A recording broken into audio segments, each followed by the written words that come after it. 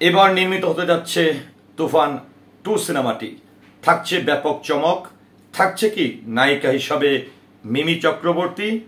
শাকিব খানের নায়িকা এবার কে হতে যাচ্ছে এ নিয়েও থাকছে ব্যাপক চমক।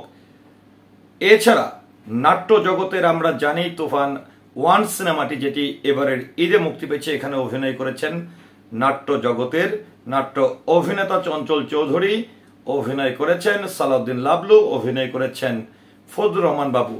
তবে একটি ধারণা পাওয়া গেছে কিংবা তথ্য পাওয়া যাচ্ছে, এবারের তুফান 2 সিনেমাটিতে থাকছে নাট্যাঙ্গনের অনেক বড় একজন সুপারস্টার জনপ্রিয় অভিনেতা মুশারফ করিম। কিন্তু দোয়াশা রয়েছে তুফান 2 সিনেমাটিতে নায়িকা কে হচ্ছেন। অনেকে বলছেন হতে পারে এবার বাংলাদেশের কোনো চিত্রনায়িকা, হতে পারে কলকাতার কোনো অভিনেত্রী, হতে পারে বলিউডের কোনো অভিনেত্রী। তো যাই হোক, আমরা অবশ্যই তুফান 1 অর্থাৎ এবারের ঈদে যে ছবিটি মুক্তি পেয়েছে এটির ব্যাপক সফলতা পেয়েছি। এবার আমরা শুনতে পাচ্ছি 17টি রাষ্ট্রে একই সঙ্গে তুফান সিনেমাটি প্রদর্শিত হবে। পার্শ্ববর্তী রাষ্ট্র ইন্ডিয়াতেও এবং কলকাতাতেও এই ছবিটি মুক্তি দেওয়া হবে।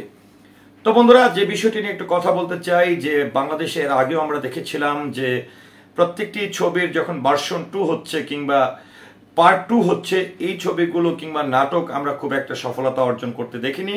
তবে এবার দীর্ঘদিন পরে যখন বলছে বাংলা চলচ্চিত্রের সংকটের মধ্য দিয়ে অতিক্রম করছে, বাংলা চলচ্চিত্রের প্রতি মানুষের মুখ ফিরিয়ে নিয়ে গেছে, ঠিক এরই মধ্যে গত 2টি বছর কিন্তু আমরা বেশ আলোর মুখ দেখছি।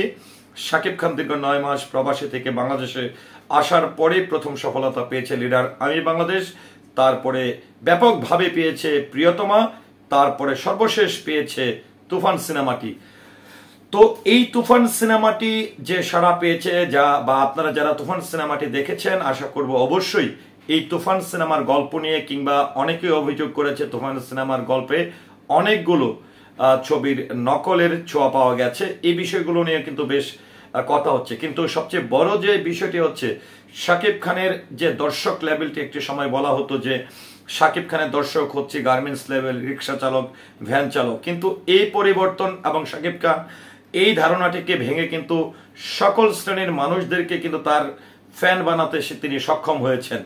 এটি নিয়ে নিশ্চয়ই আপনাদের দ্বিমত হবে না। তবে যাই হোক, সবচেয়ে বড় যে বিষয়টি হচ্ছে যে তুফান 2 সিনেমাটি যেটি হচ্ছে, এটি নিয়ে রায়হান রাফি যে ঘোষণাটি দিয়েছেন, কিংবা মিমি চক্রবর্তীকে তুফান 2 সিনেমাটিতে রাখার প্রয়োজন আছে কিনা, বা রাখলে কি হবে বা না রাখলে কি হবে, এই বিষয়টি নিয়েও কিন্তু আপনি আপনার মতামতটি অবশ্যই জানাবেন।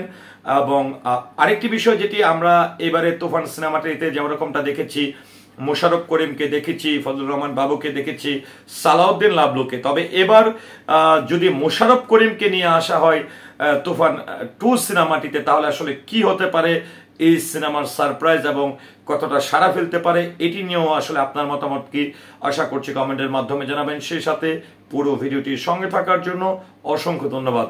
আল্লাহ হাফেজ।